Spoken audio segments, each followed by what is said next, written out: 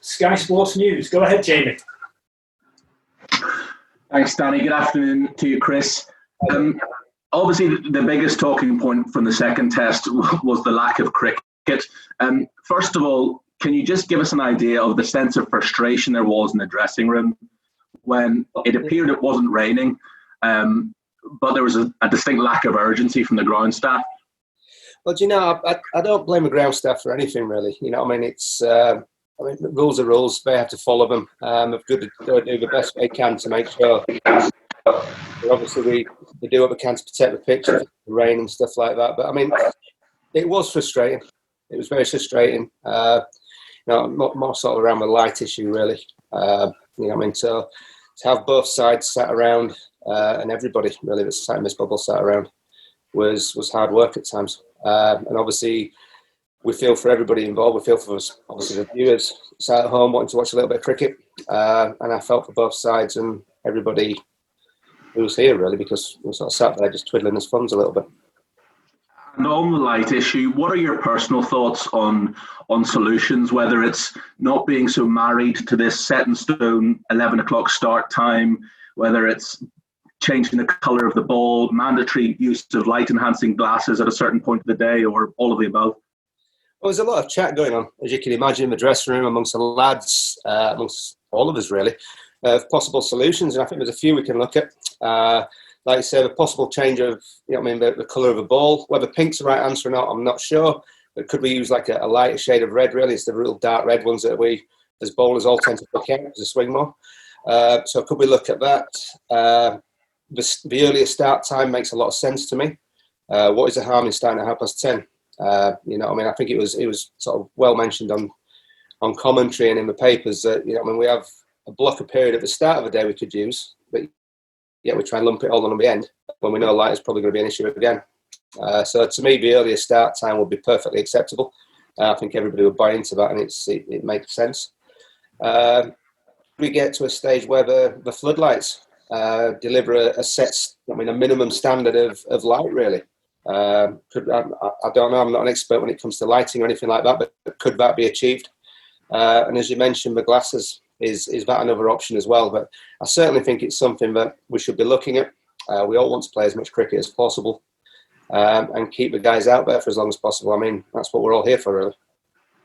And just one final one from me about the pace attack. It seemed from the very first test of the summer against the West Indies, when you went in with Jofra and Mark, that, you know, this was looking to use two fast men with the Ashes obviously still down the line. I know we have to be careful not to just think solely about the Ashes. There's a test series to win right now.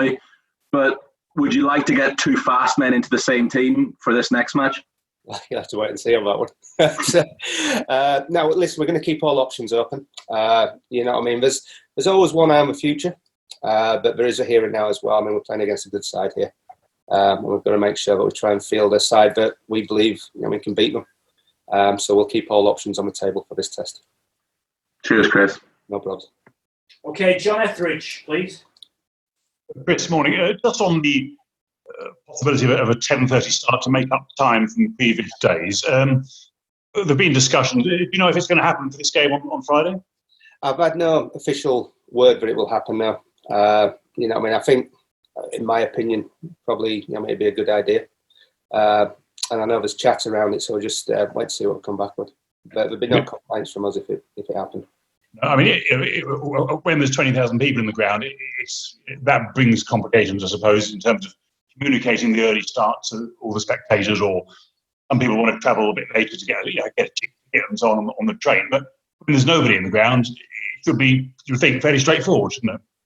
Well, yeah, the answer, John. The short answer to that is yes.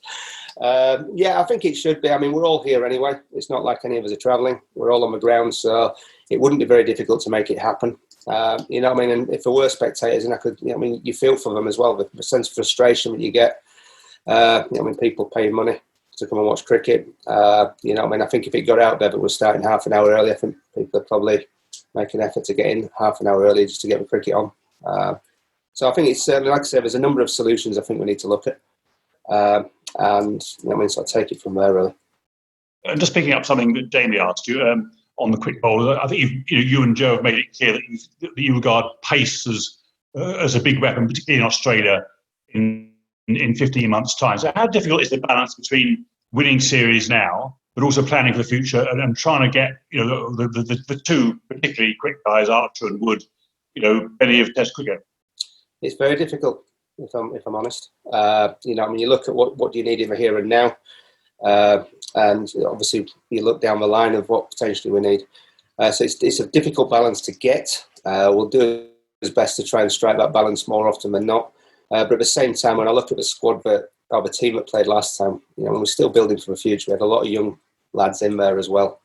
That are all potentially going to feature in those Ashes as well. So we are building for the future, but not just from a bowling point of view, from a holistic point of view, really. So, Sibley, Pope, Crawley, Curran, these guys, Bess, all coming through. The young lads that we're investing in. Just one point. Do you regard pace as potentially quite a strong weapon as well in this coming winter on the slower pitches of Asia? Yeah, there's various factors we look at. Pace is one of them, but pace, movement, bounce. All these things come into consideration, left or right arm, and that's why we're trying to build an attack where we can cover everything off really. And then if you've got that group of players, you can then choose from them to what you think is going to give you the best opportunity to win the game that's in front of you. Okay, we'll go with Rory Dollard and Lawrence Booth, please. Hi, Chris. Just wonder, how have you, I guess, as a group, managed Mark Wood over the last few weeks? There's been times in his career probably where he's been a little down on himself and not always believed he could be sort of the destroyer that he has been over the last 9 or 12 months. Just wondered if you'd been very careful to look after him and keep his confidence up so that when he does play next, he can be that guy again. Absolutely. It's one of the key things that we're having to do, and it's not just Woody, to be honest. If we look, you got Folkes, Leach, Bracey, all these guys that have been in the bubble for a long time now and not featured. Woody's played one game, but the other guys have not played any. And it's a really unique situation in the fact that normally you'd send them back to play county cricket. To keep that confidence going, to get the runs, the wickets under their belt. So as and when you do need them, they can come in and they've got obviously a foundation behind them. We've found ourselves in a really unique situation where actually we can't do it. If you look at the rules of getting people in and out of the bubble, so actually, especially with the test being cramped up, we can get them out and get them back in again. We just haven't got the time to do it and stick to the rules, the guidelines that have been set for us around with COVID. And to be honest, the guys have been fantastic. They've worked really hard. But we've seen them. The keepers are out every morning working with Frenchie. The bowlers are out working with the bowling coach. Leachy worked exceptionally hard with the spin bowling coaches and so they've all been absolutely fantastic. Everybody works in the group, but in particular, really, I suppose a special one goes to the guys that haven't played and the way they've conducted themselves throughout this. And yes, we've had to spend time making sure they're okay because they've had a very difficult job. And just looking at the forecast, if it could be a similar-ish kind of pattern of play to what we've seen recently. But like Dom Bess has not bowled in 3 out the last 5 innings. With the success the seam bowlers have had, might there just be a case of accepting that long spells of spin bowling probably aren't going to happen and go another way? Well, as I said earlier, we're going to keep all options on the table. It is nice to have the option in your attack. If we're looking at a nice balanced attack, spin would feature in that. But again, we want to keep all options open. It wouldn't be the first time we've gone in with an all-seam attack. So it's certainly something we will consider. But we'll obviously have a look at the wicket as and when we ever do get it uncovered and see where we go from there. Okay, Lawrence, please.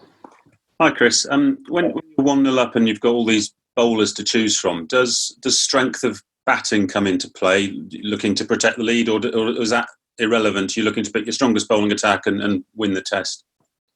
Well, again, we've got to consider everything.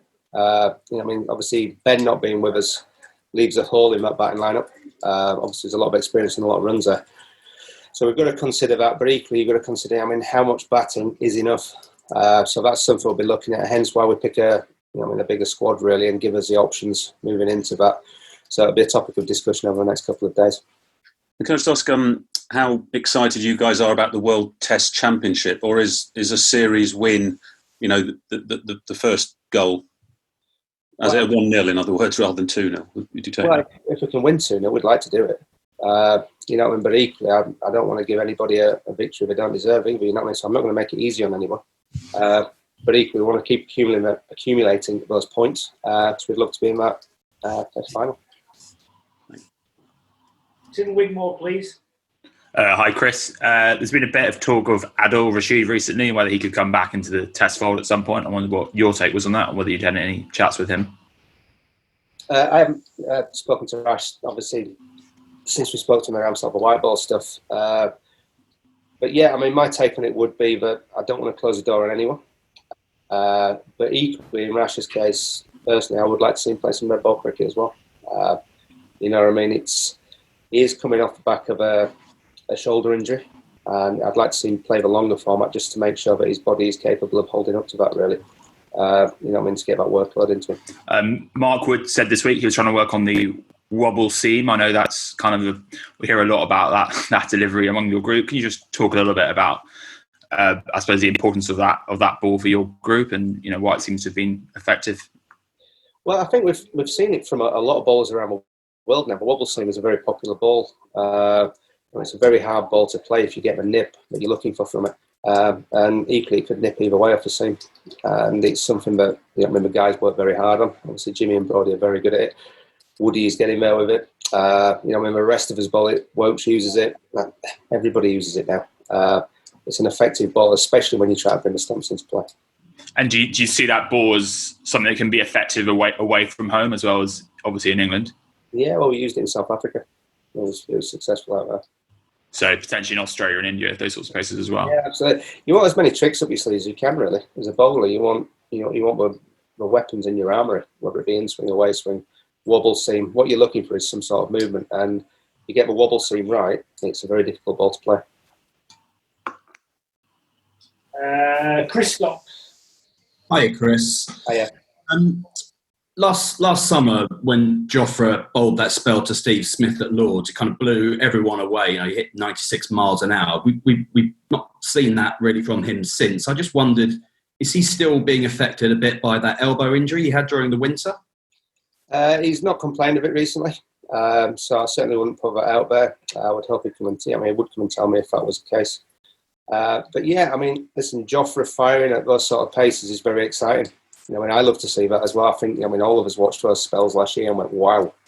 And it's difficult to bowl that pace all the time. I've said this before, and Jofra's said it. It's hard to operate at those high ends all the time. And I think, one thing Jofra has to do now and he's still very young in his Test career. The expectations of a match where he is in his circle of learning, really, is to recognise situations when and when not to do it, really. So if there's an opportunity to blow an end open or open the door for us, then step on the gas a little bit, really. And these are the conversations I've had with Jofra as well, so I'm not telling you anything that he doesn't already know or hasn't heard from me. So as far as you're aware, he's not got any issue with that elbow this summer? Not that I'm aware of. Okay, thanks. Mike Walters, and then we'll finish with Adam Mountford. Hi, Chris. Hi. Jimmy and Stuart Broad have both let it be known in recent weeks that they're not going to fade into the sunset quietly, and got a few wickets last week to prove it. Can you envisage an England team, either in the Ashes or anywhere else, with two lots of extreme pace, Wood and Archer, and Anderson and Broad, or is that too much seasoning of the pot? They have proved that they're very good bowlers again, haven't they? Which is great for us. Having their experience around for the other guys to work alongside with as well is superb. They pass on so much knowledge to these lads. When you have your bowling coaches there, but to have them too, it's like having two more with a lot of experience, a lot of wickets under the belt. What I'm trying to do is build an attack that has got experience and everything else in there. Everything that we talked about, pace, swing, movement. So we're covering out as many departments as we can. So I don't want to predict anything, to be perfectly honest. I want to keep all my options open.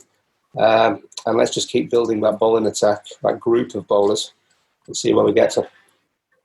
Thank you. And finally, Adam, please. Yeah, hi, Chris. Just obviously, with the lack of cricket last week, has that changed what you might have been thinking when it comes to potentially rest and rotating bowlers? For example, were you really thinking that James Anderson would play all 3 test matches against Pakistan, or the fact that you had little cricket last week means that he may well play all 3? Well, I mean, we didn't really bowl that much last week, did we? So we didn't do a right lot. So it means all options are on the table again, basically. Okay, we're done. Thank you very much, everyone. Have a lovely afternoon. Thank you, guys. Cheers. Have a great day.